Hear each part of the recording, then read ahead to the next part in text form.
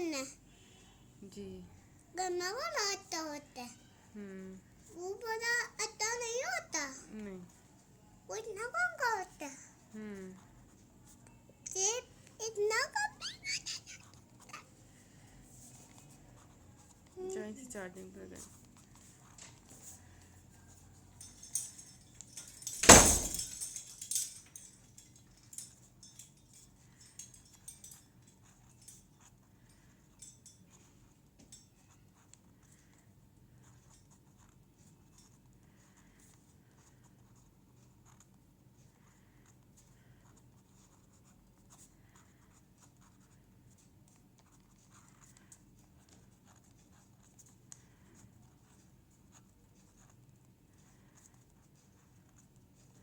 इसके बाद मैं फिर एक शेर ऐड कर रही हूँ। आप शेर ऐड करने का ये तरीका देखें। आप इस तरह से बुलेट बना के और फिर इस तरह से आप शेर ऐड कर सकते हैं। इससे ये फ़ायदा होता है कि एक तो लाइन जो है आपकी स्किप हो जाती है, प्रेजेंटेशन भी आ जाती है, और दूसरा एक लाइन स्किप हो जाती है, जिससे जो है लेंथ थोड़ी सी बेहतर हो जाती है। ठीक है।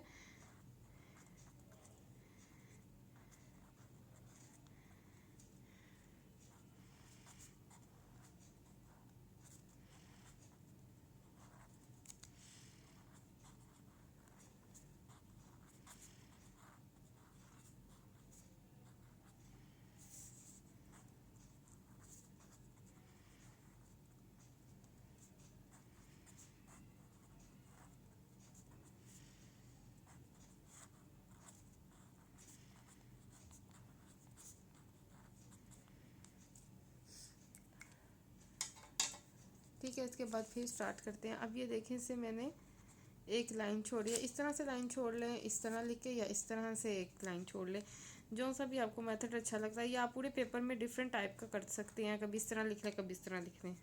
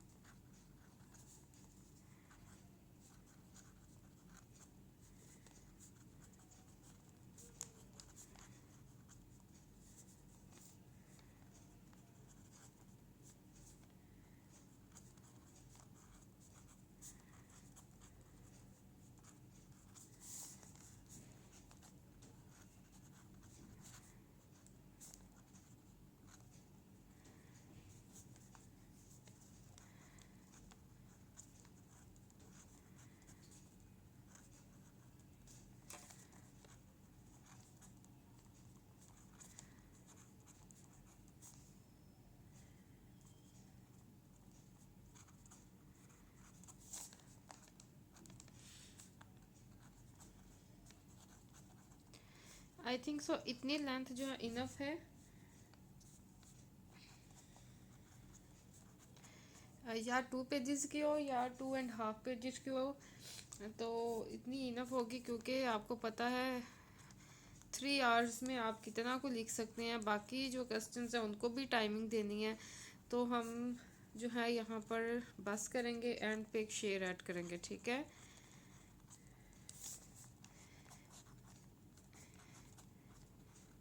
कुछ बच्चे कहेंगे हमारी टीचर्स ने कहा है कि इससे ज़्यादा लेंथ करनी है, ये तो वो, लेकिन जनाब आप जितनी लेंथ ऐड करने की कोशिश करेंगे, बाकी जो है क्वेश्चंस उनका हर्ज होगा। हाँ, अगर आपकी स्पीड बेहतर है और आपको लगता है कि आप जो है वो ज़्यादा लिख पाते हैं तो आप ज़रूर लिखें, लेकिन अगर आपकी स्पीड मेरी तरह नॉर्मल है तो आई थिंक सो इतनी लेंथ काफ़ी है। और आलमोस्ट हर बच्चे की स्पीड इससे ज़्यादा नहीं होगी, या क्योंकि अगर इससे ज़्यादा करने बैठेंगे तो राइटिंग ख़राब होगी।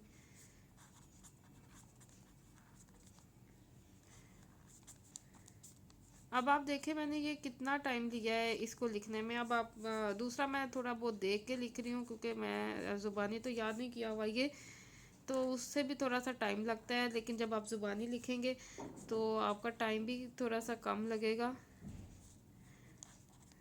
क्योंकि आपको बार बार देख के, हाँ अगर चीटिंग करके लिख रहे हैं तो फिर कुछ नहीं कहा जा सकता।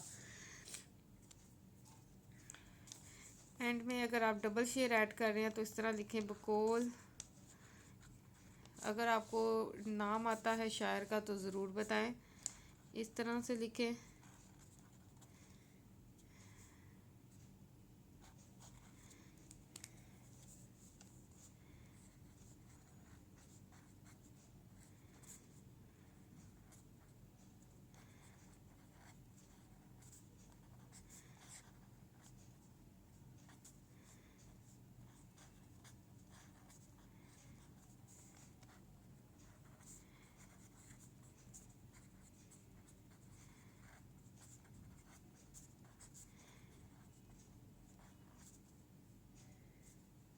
ये देखिए, अब मैंने गलती से या नून गुन्ना लगा दिया, नहीं आता तो मैंने उसको ऐसे हल्का सा कट लगा दिया, ठीक है। इतना हाईलाइट नहीं करते अपनी मिस्टेक को। ओके जनाब, ये इतनी सी मैंने लाइंस छोड़ी हैं। अगर आप इसको एंड तक लिख लें तो वो भी बेस्ट हो जाएगा, लेकिन मेरा ख्याल है कि इतनी लेंथ जो है काफ़ी हो गई, ठीक है। ये लेंथ काफ़ी है और हमने इसमें पोइट्री रेफरेंसेस भी काफ़ी ऐड कर ली हैं। तो इसके बाद अब हम चलते हैं हिस्सा गज़ल की जानिब, ठीक है। एंडिंग लाइंस और ये हेडिंग्स को अंडरलाइन में आपको पता है हमेशा मैं बताती आती हूँ कि मैं एंड में करती हूँ अंडरलाइन। साथ साथ करेंगे तो टाइम वेस्ट होगा और हमने टाइम जो है बचाना होता है। तो अब हम आ जाते हैं हिस्सा गज़ल पे। फिर अगेन 605 कट मार्कर आ जाएगा। बे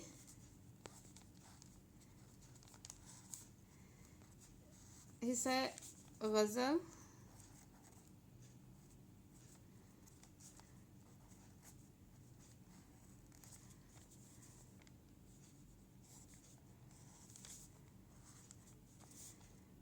इसको मैं अंडरलाइन करूँगी एंड पे, ठीक है।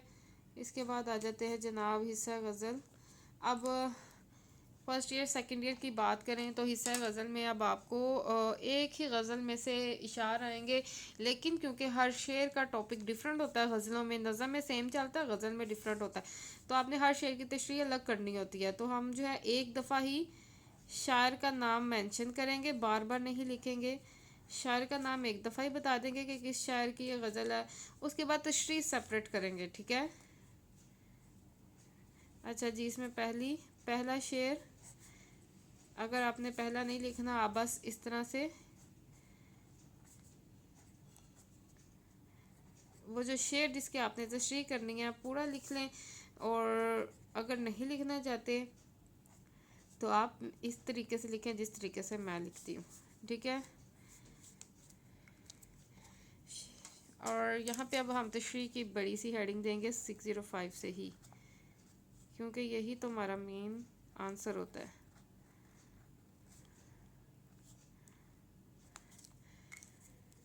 मीर तकी मीर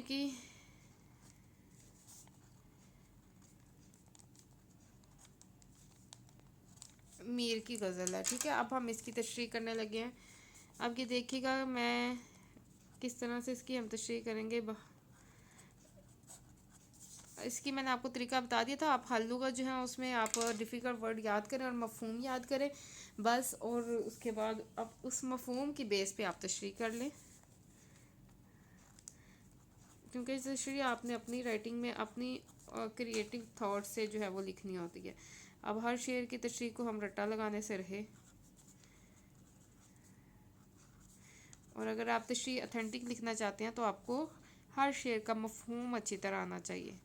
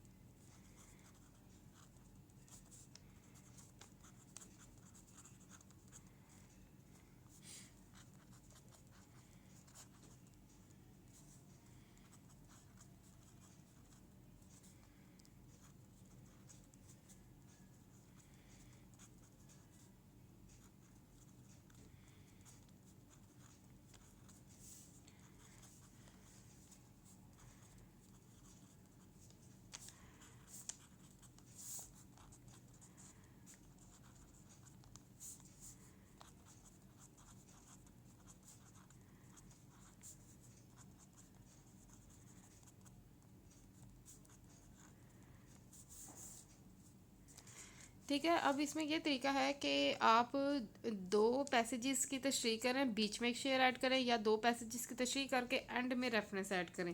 ठीक है, दो तरह के मेथड मैंने आपको बता दिए। मैं यहाँ पे जो है पहले दो पैसेजेस में तशरीह कर रही हूँ, उसके बाद जो मैं रेफरेंस में एक शेर ऐड करूँगी।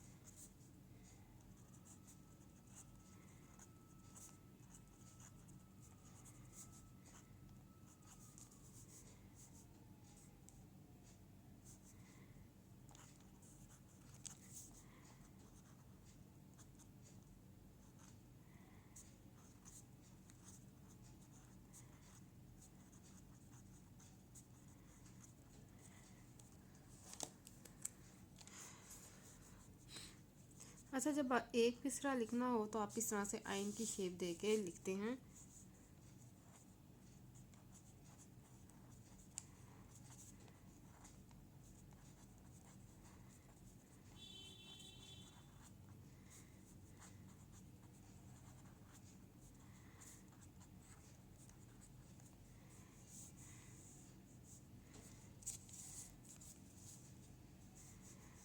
या इस तरीके से भी आप शेर ऐड कर सकते हैं अगर छोटा हो।